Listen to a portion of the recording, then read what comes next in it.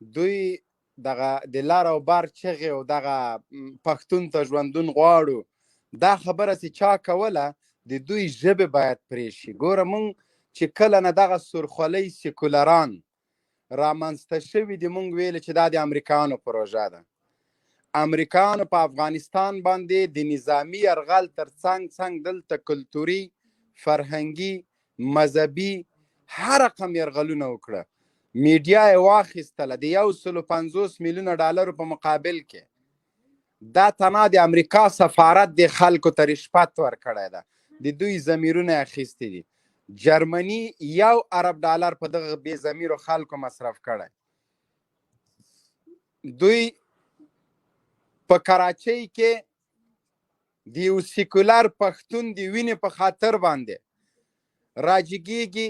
پښتون ده او پښتون ده او پښتون ده، لیکن په قندهار کې زه دا وایم چې د کراچۍ د راو انور د پولیسو د مشر او د موږ د قندهار د راو انور د پولیسو د مشر رازق ترمنځ توپیر صرف دا ده چې راو انور باندې تور دا ده چې 400 پښتانه یې وژلي دي، 400.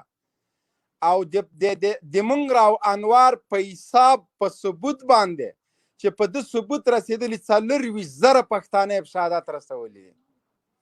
که راو انور خاین وي د دې په خاطر چې 400 پښتانه یې وژلي دي، په دې خاطر دوی چغې او مظاهرې کوي چې کم یې وژلي دي. نه پوهېږم که د څه په خاطر. بیا د موږ د راو انور جنازه دوی غایبانه کوي، د موږ د وحشي رازق غایبانه جنازې کېږي. نجیب ګو چې په زرګونو افغانان په لکونو افغانان په شهادت رسولي، د دوی دپاره یو اتل ده. لیکن ملا عمر چې د افغانستان خاورې له تجزیې نه خلاصه کړې، د ظلمونو، وحشتونو، د بربریتونو په تابوت باندې وروستی میخ ټک وهلی، هغه تروریست ده. سیکولران هغه که لر دي که بر دي، که په اروپا کې دي که په امریکا کې دي، دا ملت واحده ده. د نشنلیزم په نامه باندې د پښتون نه د حفاظت په نامه باندې په پښتنو باندې ظلم کوي. د عدم تشدد فلسفې والا نشنلیان تر هغه پورې د عدم تشدد چغې وهلې چې تر هغو پورې چې دوی له حکومت نه د باندې وي. په 2015 کال کې چې دوی د حکومت واګې اخلي په خیبر پښتونخوا کې، څومره پښتانه چې دې نشنلیانو وژلي دي د پاکستان په تاریخ کې چا نه دي وژلي. هغه که په سوات کې و، هغه که په وزیرستان کې، هغه که په باجوړ کې و، هغه که په نورو ایجنسیو که د پېښور په ښار کې و. بالاخره د دوی د ډېرو وحشتونو په نتیجه کې یو معقوله په هغه وخت کې ډېره عامه وه، وایي نیشنل ته ووټ بم ته ووټ ده. دا دومره وحشیان خلک وو چې نه د چا بازارونه خوندي وو، نه یې کاروبار خوندي وو، نه جومات خوندي وو. هماغه سیکولر، هماغه نشنلیست پرون له روسانو سره ولاړو، د لر او د بر چغې او د یو افغانستان چغې وهلې، نن له امریکانو سره ولاړ دي، نن د امریکانو د اشغال تر څنګ ولاړ دي. نو دغه نشنلیستان، دغه ظالمان، دا وحشیان کله هم دا د پښتون په قصه کې نه ده. دوی که د پښتنو د قتل په غم کې وای، زه دې ته حیران یم چې په هلمند کې، په قندهار کې، په پکتیا، په پکتیکا، په قندوز کې افغانان پښتانه وژل کېږي. دغه سیکولران، دا د غرب روزل شوي سپي، دغه د پاکټي شرابو خوړونکي، دغه ډانسران، دغه مکس ایجوکیشن والا نر او ښځه مکس راوځي تظاهرات کوي. لیکن بلې خواته پښتون خپل د ناموس، عزت، شرف، دین، وقار، منبر، مدرسې د ساتلو په خاطر ټوپک راخیستی د دغه اشغالګرو په مقابل کې ولاړ ده. همدغه بې عزته نشنلیست، همدغه ناموس فروشه نشنلیست هغه ته تروریست وایي. داول دا خولې لکه د کیشپ غوندې، دا اجړه، دا دوجنسه، یا دغه منظور پتلون، یا هغه بل خنزیر زناور زنګلي داوړ، هغه څه نومېږي شاهین صاحب، دا زنګلي اعلی وزیر دی که لالا وزیر دی، غلام وزیر، هغه راجګېږي وای زه له خدای نه بغاوت کوم. العیاذ بالله. دا سیکولران دي، دا ملحدین دي. افغانانو، پښتنو ورونو، مسلمانانو د دغه سیکولرانو په اشعارو باندې مه غلطېږئ.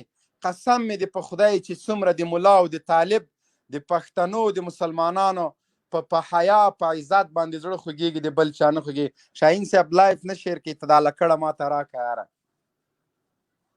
لکړه ته راکړه. جنرال صاحب ما کوه خیر دی خیر دی شیر کوي. ما ورته وایم مفلس هغه خو نه دی، موږ لایف خو پیسو نه دی چې خفه شه پیسې پیج دسکه اخلي او موږ یې دسکه اخلو. شیر کوي مفت دی.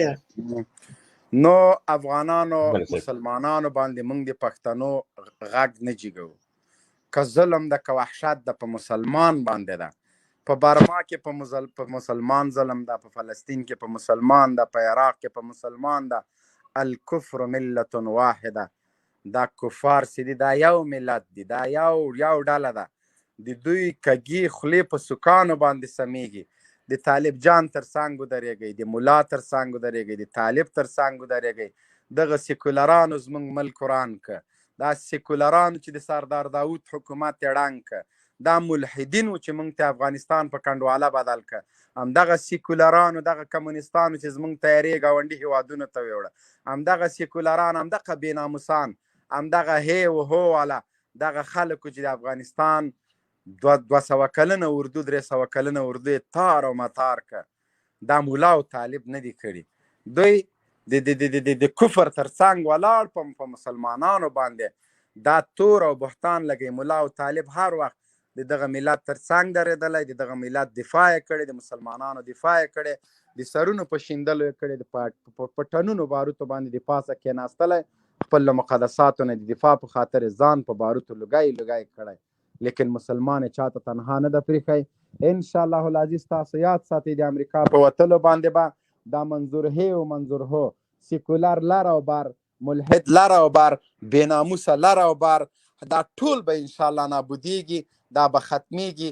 زه د دوی د حیات حیران پاتې یم چې د یو ملک د پارلمان وکیل شناختي کارت، پاسپورت، ټول امتیازات، تنخواه یې اخلي، د همغه ملک نه راجګېږي، د هغه ملک په خلاف خبرې هم کوي، له همغه ملک نه راجګېږي، د ما په هیواد کې مداخله کوي، د لر او بر خبره کوي. خو لر او بر یو افغانستان نه، دا یو افغانستان چې نه وای، یعنی یو لر او بر یو مردګاو، لر او بر یو بېناموسه، لر او بر یو بې وجدانه.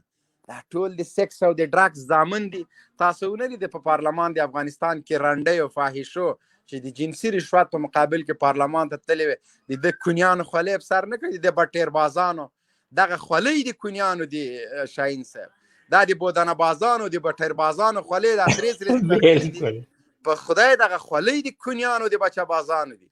دغه سره خولۍ چې په سر وولاکه د سړي زوی کرانه، دا د بټیر بازانو بودانه بازان به د لیدلي پخوا په دې چوکو کې به دا بودني او بټرې جنګولې، دغسې سرې خولۍ په سر وې. په دې ساري چوک کې به ناستو مردګوان به ښځې به یې چلولې، دغه سرې خولۍ په سر وې. نن هماغه سره خولۍ په لونګۍ شرمېږي، په شملې، او بیا سره خولۍ هم د بټیر بازانو، د ازبکانو، د کونیانو په سر کړې. چغې هم د احمدشاه ابدالي وایي، احمدشاه ابدالي همدغسې د بټیر بازانو خولۍ په سر کړې وه. نو دغه بټیر بازانو په وړاندې به درېږو انشاءالله. د دوی ټول اهداف، ټول شوم هدفونه به له خاورو سره خاورې کوو. موږ دوی ته څه ویلی نه، دا به د سړي زامن سي، دې نه پاس به شاهین صاحب دوی سره ګورو واده. جنرال صاحب الله دې وساته. جنرال صاحب محترمه